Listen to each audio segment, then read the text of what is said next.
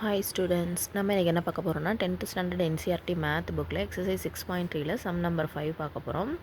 என்ன எழுதியிருக்குன்னா, show that S and T are the points on sides PR and QR of triangle PQR. First என்ன பண்ண போகிறோம்னா, ஒரு ட்ரையாங்கிள் PQRல S and T are the points on the side PR. PRல வந்து எஸ்ன்னு ஒரு பாயிண்ட் இருக்குது.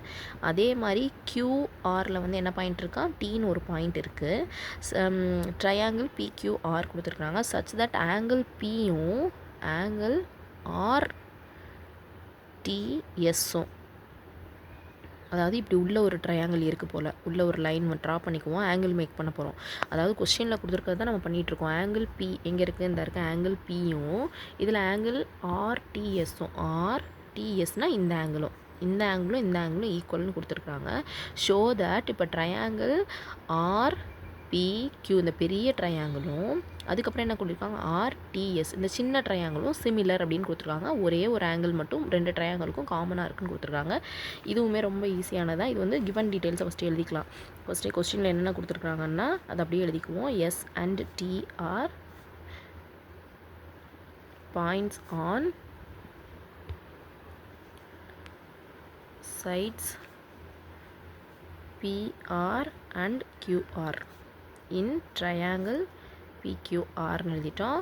அடுத்து கிவன் டீட்டெயில்ஸ் என்ன கொடுத்துருக்காங்க, ஆங்கிள் ரெண்டு ஆங்கிள் ஈக்குவல்னு கொடுத்துருக்காங்க இல்லையா, அதையும் எழுதிக்கிறோம். என்ன டு ப்ரூவ் தட் ரெண்டு ட்ரையாங்கிளும் சிமிலர், அதாவது பெரிய ட்ரையாங்கிளும் உள்ளே இருக்க சின்ன ட்ரையாங்கிளும் சிமிலர்னு சொல்லி நம்ம எழுத போகிறோம்.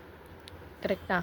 சரி, ஓகே. இப்போ இருந்து என்ன செய்ய போகிறோம் அப்படின்னா, இதுக்கப்புறம் தான் இது வந்து சின்ன 2 மார்க்ஸ் தான், ஒன்றும் இல்லை. இன் triangle RPQ and triangle RTS. இப்போ ரெண்டு ட்ரையாங்கிள் எடுத்திருக்கோம். என்ன ட்ரையாங்கிள்னா, RPQ பெரிய ட்ரையாங்கிளும் அதே மாதிரி RTS உள்ளே இருக்க ரெண்டு சின்ன ட்ரையாங்கிளும் எடுத்திருக்கோம். இதில் என்னென்னலாம் நமக்கு தெரியும்னு எழுதுவோம். ஆங்கிள் பியும் ஆங்கிள் RTSும் ஈக்குவல், ஏன்னா இது வந்து கொஸ்டின்லேயே கொடுத்துருக்க கிவன் டீட்டெயிலு. அதுக்கப்புறம் ரெண்டு ஆர் வந்து இது வந்து காமன் ஆங்கிள். கரெக்டாக? ஆமாம். ரெண்டு ட்ரையாங்கிள் பெரிய ட்ரையாங்கிள்லையும் சின்ன ட்ரையாங்கிள்லையும் என்னென்னா ஆர் வந்து காமன் ஆங்கிள். சரி, இப்போ பாருங்கள்.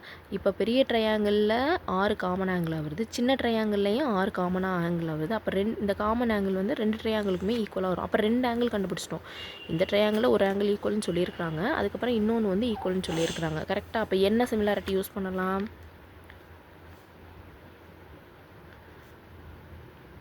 two corresponding angles are equal by என்னது, AA similarity criterion.